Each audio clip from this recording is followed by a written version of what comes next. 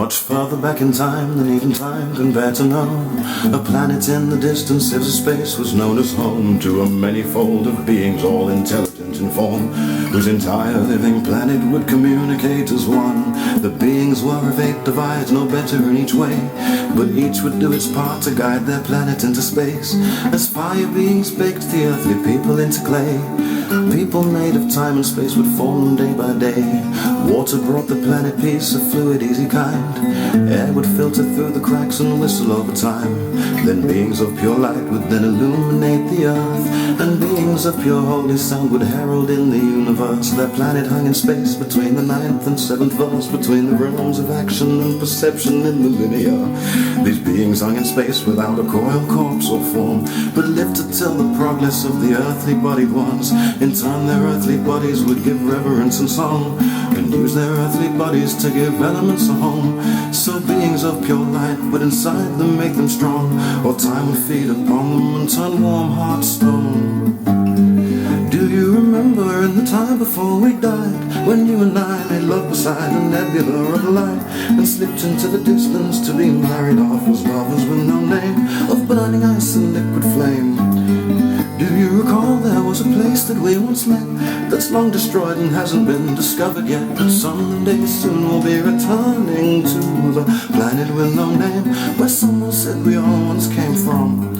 Do you recall there was a place where we once made, but love was given form and all our promises had names? You looked in the black holes of my eyes and promised you would write the book of love with me. Do you recall there where our fire was given flesh and molded into form so that we never could forget? Before we crashed the world into the sun, we were living with a brother in a strange dimension. The planet and its people were in blissful harmony, the universe responding to their wicked energy, and pushing them to rolling through the great black sky with a manifest of energy that grew but did not die, but orbiting the galaxy in ancient evil sword. 50 million eons since its ugly death had roared, a star in the sky to the beings of the world that grew with a volition that they couldn't deny. The home planet that they knew and loved was soon to be destroyed by another from above, and so the manifold beings, all connected as one, built a great crystal ship to get everybody off.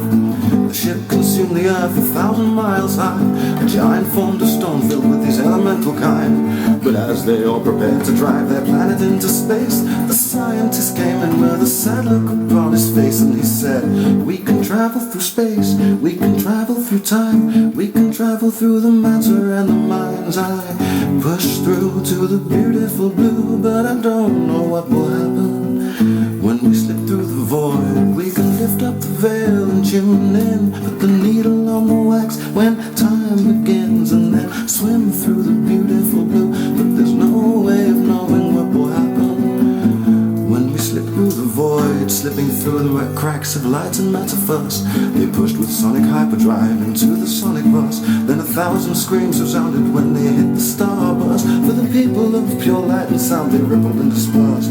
They slipped into the 6th and all the fire lost its form, melting into rivers, burning cracks throughout the storm. The water beings disappeared in ripple clouds of steam. The air was choked into the sky, and the earth stood still and settled into orbit around a warm and distant sun. The planet made a call to the fortunate ones. The elements responded and the mountains howled, but the screams of 2 others seemed to drown them all out. 2 beings, water, fire and flesh, were stuck outside the dimension, crashed, suspended in their bodies, living physical lives. They had forgotten all the beings of the 9th dimension, armed with nothing but a memory of time, a thirst for air and water and a love of earth and fire, the guidance of sound and the lines surrounding, but no recognition of the spirits around them. The earth called out to them and begged them to return, but stuck beyond the veil, all the fire can do is burn. But now every now and then, when love is born, they'll whisper in the ears and sing to the other one. Do you remember in the time before we died, when you and I made love beside the nebula of light, and slipped into the distance to be married off as lovers with no name, of burning ice and liquid flame? Do you recall there was a place where that's long destroyed and hasn't been discovered yet. But someday soon we'll be returning to that planet with no name, where someone said we almost came from. Do you recall there in the place that we were made, where love was given form and all our promises had names? You looked in the black holes of my eyes and promised you would write the book on love with me. Do you remember when our fire was given flesh and molded into form so that we never could forget? Before we crashed the world into the sun, we were living with a brother in a strange dimension. Naked fire can burn forever, live forever and learn forever. It's always hot and it scars forever, flickers in your heart forever.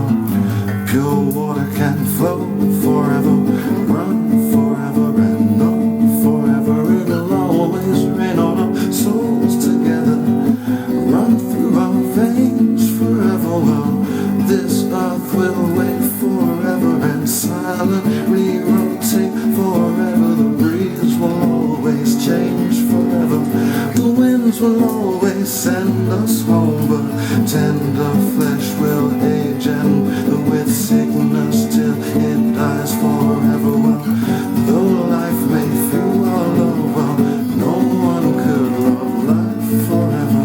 Everything flesh is living, but not everything living is bound in flesh. Every clock is ticking, but not every ticking clock is timeless. Every wave is crashing, but not every crashing wave is wet. Everything has happened, but not every